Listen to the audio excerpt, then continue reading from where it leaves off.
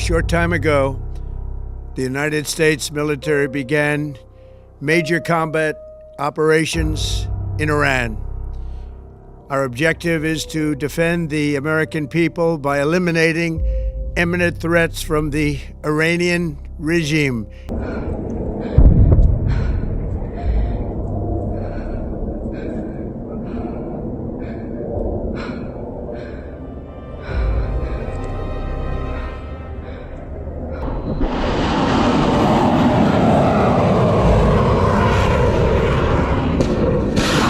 For 8 days, every radar that turned on inside Iran was destroyed within 2 minutes. Every single one. Gone. On the 9th day, one Iranian operator did something different, because what he understood could break the entire system, and it nearly cost 2 U.S. Air Force pilots their lives. This mission was never supposed to be known. No press conference, no live coverage. No leak, just 4 jets lifting off into absolute silence. And by the time the sun rose over Tehran, Iran's most powerful military nerve center was ash. But here's what nobody is telling you. This mission almost failed, twice. And the second time, 2 U.S. Air Force pilots came within 30 seconds of never coming home. Stay with me. Because what happened over Iranian airspace on the night of March 14, 2025, is one of the most extraordinary and most dangerous military operations in modern American history, and almost nobody knows the full story. At 2:17 a.m. local time, 4 F-35A Lightning II jets rolled onto the runway of a classified forward operating base somewhere in the Middle East. Their call signs, Reaper 1 through Reaper 4. No afterburners, no radio chatter, no trace. They rose into the dark like they weren't even there, because that's exactly what they needed to be. The F-35A is the most advanced stealth fighter ever built. Its radar cross-section, the size it appears on enemy radar, is roughly equivalent to a steel golf ball. A golf ball, flying at 600 miles per hour, at 30,000 feet, loaded with precision munitions. And Iran had absolutely no idea it was coming. Their target wasn't a weapons depot. It wasn't a missile silo. It wasn't even a general military base. It was something far more dangerous than any of those. The IRGC Space Command Center, on the outskirts of Tehran. This facility was the brain behind Iran's entire ballistic missile targeting network. Think about what that actually means. Iran has hundreds of missiles, buried in mountains, hidden in tunnels, scattered across the country. But missiles alone are dumb. They need real-time targeting data. They need satellite uplinks. They need a command network telling them exactly where to go. This facility was that command network. As long as it stayed online, Iran's missiles could find any city, any base, any American ally in the entire region. Shut it down, and every single one of those missiles goes blind. The pilots had less than 15 minutes to make that happen. Most people don't even know this system exists. Now you do. 40 kilometers into Iranian airspace, that's when something blinked. A radar signal, just for a second. Then it vanished. Inside Reaper 1's cockpit, the electronic warfare suite lit up. Short pulse, wrong angle, then another from a different direction. This wasn't a locked radar. This wasn't a missile guidance system. This was passive tracking. Silent, patient, invisible. Like someone whispering your exact coordinates down a chain of people standing in total darkness. The pilots didn't know exactly how much Iran knew, but they knew one thing. The mission was no longer invisible. And this is where the mission should have failed for the first time. Then it got worse. Reaper 3 lit up with a critical engine warning. Temperature spike inside the Pratt & Whitney F135, the single most powerful fighter engine ever built. The engine's protection system responded instantly, throttled itself down to survive. 15% thrust gone, immediately. Over friendly territory, that's a serious emergency. Over Tehran? At that altitude, there's no ejecting safely. You either survive the hit or you don't. Reaper Lead made the call in under 3 seconds. Reaper 3 was done. Reaper 4 would escort him back. Half the strike force, gone. Peeled away into the dark. Just like that. 2 jets remained. 2 pilots. 8 bombs. 0 margin for error. 9 minutes to target. That was failure number 1. But here's where the story gets genuinely terrifying. Because the biggest threat wasn't in the air. It was on the ground, 3,000 feet below them, waiting. For 8 days before this mission, the United States had been flying AGM-88 HARM missiles, high-speed anti-radiation missiles, specifically engineered to hunt radar emissions. The moment any Iranian radar turned on, the HARM locked onto its signal and followed it home. Iranian commanders watched their entire air defense network disappear. 1 radar, 1 explosion, 1 less defense, over and over. So one Iranian commander made a decision that changed everything. He went completely silent, shut down every active system, turned off every radar, and waited. Because he understood something the others hadn't. The Americans were ready for active radar. They had a counter for it. But you can't kill what you can't find. This is why stealth doesn't mean invisible. It means unpredictable. He had 1 weapon remaining, a passive optical tracking system. No radar signal, no radio emission, nothing for a HARM missile to lock onto.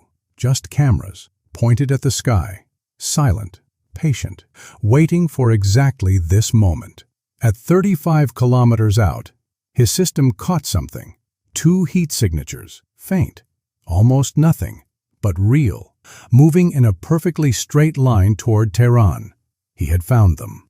What happened next wasn't supposed to happen. Now he faced the most brutal decision of his military career. Option 1, turn on the radar, get a hard targeting lock, fire. But the moment that radar activated, American systems would detect it in seconds, and AGM-88 would be airborne almost immediately. He had 30 seconds, maybe less. Option 2, stay silent, stay alive, but let the target survive. He watched the 2 heat signatures close the distance, 35 kilometers, 34, 33. At 33 kilometers, he made his choice. The radar came alive, full power, full targeting mode, and he knew exactly what he'd just done to himself. He had 30 seconds. That's not time to think. That's barely time to breathe. Your heart doesn't even slow down in 30 seconds. Inside Reaper 1's cockpit, every alarm triggered at once. Electronic warfare suite locked his position in under a second. Threat identified. Khordad 15, Iran's most capable domestically built surface-to-air missile system. Engagement range, 120 kilometers, and Reaper 1 and 2 were already deep inside its kill zone. Both sides now knew exactly where the other was.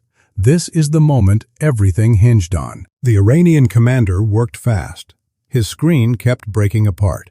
The F-35's electronic warfare systems were actively fighting back, jamming his sensors, flooding his displays with false returns, making clean targeting nearly impossible. Every time he got a solid picture, it shattered. Like trying to read an urgent message while someone keeps snatching the screen out of your hands. 20 seconds, still fighting through the interference. 10 seconds, almost there. Then suddenly, his display cleared completely. 2 targets, 31 kilometers, clean lock. His hand moved toward the firing switch. Too late. An AGM-88 HARM was already in the air, launched the instant his radar came online. And here's what makes the HARM so brutally effective. It doesn't need the radar to stay on. The moment it receives a signal, it memorizes the location, even if the radar shuts down completely, even if the entire site goes dark and silent. The missile already knows the address. It's coming regardless. The Iranian commander saw the inbound track on his screen. He shut the radar down. It didn't matter. And then, everything went dark. Impact. Years of engineering. 8 days of patience. A 30-second gamble, gone in less than a second. The two Reapers pressed forward. Target, 4 minutes out. But the danger wasn't over. Below them, Tehran exploded into anti-aircraft fire, thousands of rounds filling the sky simultaneously. Unguided, uncoordinated, but relentless, because volume has its own brutal logic. Fill enough of the sky with enough metal, and math eventually does the rest. Through their helmet-mounted displays, the pilots could see every tracer arc cutting through the dark. It looked like the most terrifying fireworks show ever designed. They flew through it anyway. Then came the final problem, the one they couldn't shoot back at. GPS signals began dropping out, gradually at first, then completely. Iran was jamming the frequencies. But jamming wasn't even the worst part. Spoofing was. Iran's electronic warfare units started broadcasting fake GPS signals. Same frequency, same format. Perfectly convincing, but pointing to the completely wrong coordinates. Imagine your navigation confidently telling you to turn right, directly into a wall, and you trust it because it's always been accurate before. That's what spoofing does to a precision-guided bomb. Most people would never even realize they were being tricked. If the GBU-39 small-diameter bombs followed those fake signals, they wouldn't hit the IRGC Command Center. They'd hit something else. In a city of 10 million people, one wrong impact in Tehran isn't a military operation anymore. It's an international catastrophe.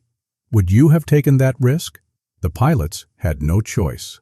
Bomb bay doors opened. 3 seconds. That's all the exposure they could allow. 8 GBU-39 small-diameter bombs released into the dark. The jets banked hard and turned away. For a moment, nothing. It was completely out of human control. Inside each bomb, 2 navigation systems fought simultaneously to stay on target.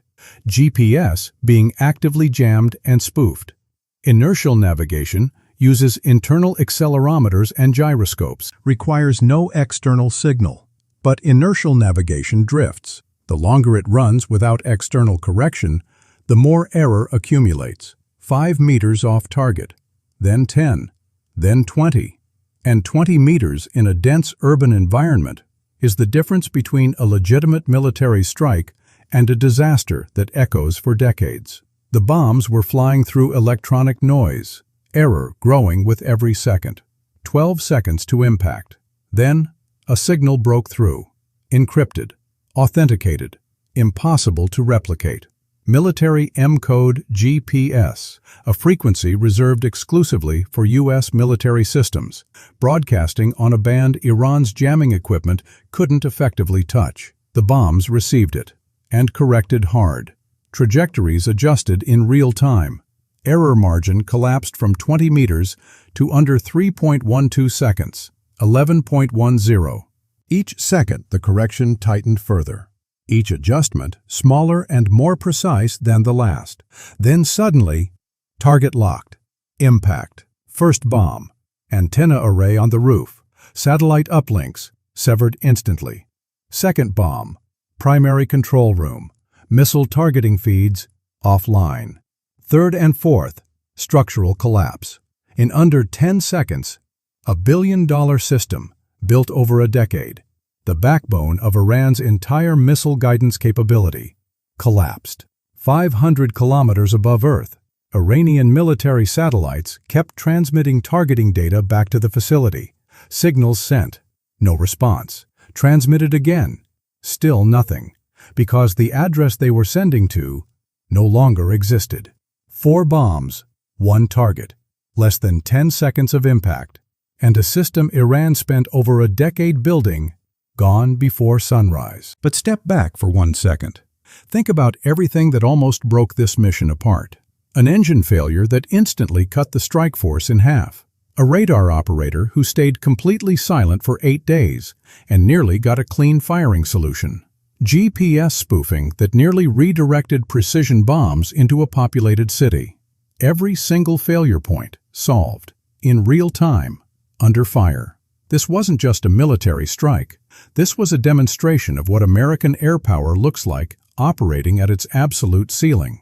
Stealth that reduces a fighter jet to a golf ball on radar. Electronic warfare that blinds and deceives in seconds. Missiles that memorize radar locations and strike even after the signal dies.